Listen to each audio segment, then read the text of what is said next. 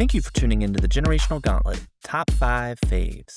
This is the podcast where we give you our top 5 on a topic with a generational twist to it. My name is Matt Lambert, and I'm the host of this podcast. Each week, I bring in a guest who's from a different generation than me to discuss or debate our top 5 on a selected topic. Now, today, throw out what I just said in my usual introduction, as this is going to be an episode that is completely different for multiple reasons. Number one, this episode is going to release on the 4th of July as it's tied into America's anniversary, so I thought that would be a cool way to release this thing. This is our 250th anniversary as a country this year, which is a pretty big deal. Number two, with that in mind, I did not want to try to do a top 5 related to the 4th of July. Could have went the route of like firework displays or things like favorite foods at a cookout, but instead, I wanted to honor America's history by highlighting 5 people who played a role in the American Revolution that may be lesser known, but shouldn't be. So today's episode is the top 5 unsung heroes of the American Revolution. With that in mind, today is not a top 5 list. It's not fair to rank people in terms of their service to the country. So instead of our traditional 5 to 1, I'm just going to be outlining 5 different individuals. Also, I'm running this one solo today, as a ton of research was involved, and I was not going to ask someone to spend hours pouring through information and articles like I did. We all know about names like George Washington, John Adams, Thomas Jefferson, Paul Revere, Benedict Arnold, and countless other names from the American Revolutionary War. But I bet at least one, if not more, of the names covered today will be people you are not familiar with. And since this one's going deep into the historical data, I did want to note my sources for today's episode, and there are quite a few. Those are the Jefferson County Post, the National Women's History Museum, the American Battlefield Trust, Wikipedia, MountVernon.org, History.com, and the American Revolutionary Museum. So without further ado, we'll jump into the first person on the list, which is a group.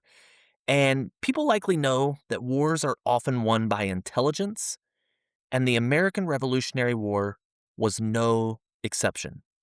During the Revolutionary War, many spy rings were active, but the most famous is the Culper spy ring. This group worked together to gather information on the British in New York. The group was led by Benjamin Talmadge, who was known as John Bolton. Talmadge was a young cavalry officer in the Continental Army who had earned the rank of major. In 1778, he was appointed the head of the Continental Army's Secret Service, and he was tasked with creating a permanent spy network in Long Island. To do this, he recruited a friend and farmer, Abraham Woodhull, who was known as Samuel Culper, the namesake of the group. Woodhull ran the group's day-to-day operations. He would travel to and from New York to collect information and observe the naval maneuvers of the British. He evaluated reports to see if the information should be given to General Washington, but Woodhull lived in constant fear of being discovered. And in 1779, he enlisted the help of a New York merchant named Robert Townsend to act as the primary source in New York. Townsend became Culper Jr., while Woodhull became Culper Sr. Townsend pretended to be a loyalist newspaper columnist, and he hung out in cafes, spending time with the British troops who wanted publicity and shared intel with him. Woodhull would give his reports to Caleb Brewster, who was a soldier. Brewster's main task was commanding a fleet of whaleboats against the British and Tory shipping on the Long Island Sound. Now, when the British, at the end of the day, tried to figure out who were the spies in this group, the only one they could ever determine was a spy was the soldier, Brewster. The other identities were never uncovered, and even Washington didn't know who all was involved. Other members of the spy ring included a tavern keeper named Austin Rowe, who was a courier, and that gave him the ability to travel through New York with the excuse of buying supplies for his business. There was Anna Smith Strong, who was Woodhull's neighbor. Her husband had been imprisoned on a British prison ship, so she began using the laundry on her clothesline to leave signals regarding Brewster's location for meetings with Woodhull. This group of average, everyday people developed a sophisticated numerical system for words, locations, and important notes. They used things like dead drops and codes hidden in plain sight. Later, at General Washington's direction, they used messages in invisible ink.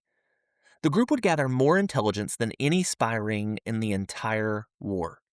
This group is credited with uncovering a British plan to bombard the French fleet off the coast of Rhode Island, uncovering the British plan to crash the continental economy by printing massive amounts of counterfeit currency. They helped reveal that Benedict Arnold was a traitor, and they even exposed John Andre as the head of the British Secret Service in America. So, for the most successful spies that the war had, they had to make a spot in my list of 5 today. All right, my second entry here won't be nearly as long, but we wouldn't have won the revolution without help from the French. And the man most responsible for that help was Gilbert du Motet, the Marquis de Lafayette. This French military officer took up arms with the Patriots. He arrived to the Americas in 1777 and became a major general in the Continental Army. He grew close with General Washington, who viewed the Marquis as his son. The Marquis helped convince the French king to front additional supplies and soldiers to the colonists in 1779. In 1780, he was given senior positions in the Continental Army. He also commanded troops in helping win the victory at Yorktown, and after the war, he played a pivotal role in the French Revolution. Since we wouldn't have had the French support without him, he had to make my list today. For my number 3, this is a podcast where we're all about female empowerment, and no one in the American Revolutionary War may have been empowered as a female as much as Deborah Sampson. In 1782, Deborah, who wanted to fight in the war, disguised herself as a man named Robert Shirtliff, and she joined the 4th Massachusetts Regiment. In June 1782, she led a raid on a Tory home that resulted in the capture of 15 men. Sampson was basically like the modern-day Mulan. She continually tried to hide her true sex. When she was shot in her left thigh, she extracted the pistol bullet herself to avoid detection. She was ultimately discovered a year and a half into service when she became ill during an epidemic and was taken to the hospital. At the hospital, she lost consciousness, and that is when her true gender was discovered. Deborah received an honorable discharge from the military in 1783. Deborah would go on to get married and have children. In 1802, she began a year-long lecture tour about her experiences, becoming the first American woman to do so, sometimes dressing in her full military uniform. She was the only woman during the Revolution to earn a full military pension. All right, number 4. Fourth person on the list today is James Armistead. We know that during this time in American history, we were living in the scourges of slavery, and an enslaved man would become one of the most impactful people in the entire war. Armistead lived as a slave on a plantation in New York, but during the war, he received permission from his master to join Marquis de Lafayette's French Allied units, where he would become a spy. James Armistead fled to General Cornwallis's army, claiming to be a runaway slave loyal to the British. He was able to look through Cornwallis's papers, and he was present at important meetings and dinners. Now, some try to argue that Armistead was a double agent, as Cornwallis had asked him to spy on behalf of the British. Armistead was actually assigned to Benedict Arnold, but he would feed him incorrect information to confuse the British army. He was a double agent, but he actually wasn't helping the British at all. Armistead provided Marquis de Lafayette with information about Cornwallis and reinforcement troops at Yorktown. Sadly, even though he risked his life, Armistead was sent back to his master and held as a slave for several years. Because he was a spy and not a soldier, he did not benefit from the 1783 proclamation that any slave who fought in the war would be freed. However, he finally won his release in 1787, thanks in part to Lafayette, who wrote a letter to the Virginia legislature on behalf of James Armistead. James Armistead, in gratitude to Lafayette, legally changed his name to John Armistead Lafayette.